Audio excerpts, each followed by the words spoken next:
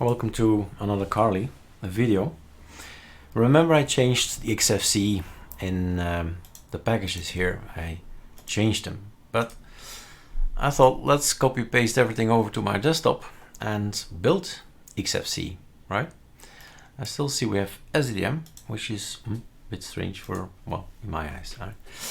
But there is an out folder, and super F7 gives me a Carli 9, but then clone a Carli 9 with Xfce.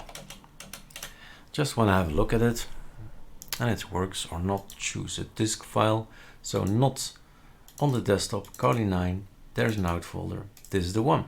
Open, enter, and of course wrong screen, wrong file found. Okay, power off. All right, system halted. Did not find the file. This is correct, that is correct. Choose disk file, desktop Carli. It's 1.3 gigs. That's nothing. 1 gig. All right, boot up, my friend. Yes. Okay. Well, I was a little bit worried there.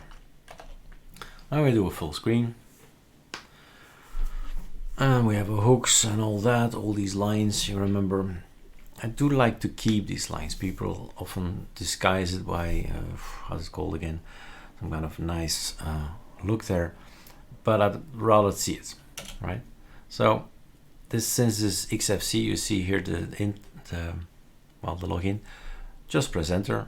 It's empty, the live user, and this is what we have created, what we can install if you want to install. Basically, it's choosing your ISO, your Lego blocks on your ISO, and then choosing packages and then install it. This will go the same way as the other. And the look, well, the look is you, right? Maybe you like this tool up there, and maybe you like other icons, and maybe you like another wallpaper, but that's just customization.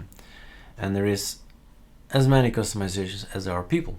There's no one has the same kind of feel and look that I want, or the same applications that I have, or even the same workflow. So there it is. We have our Carli Xfce if we want to.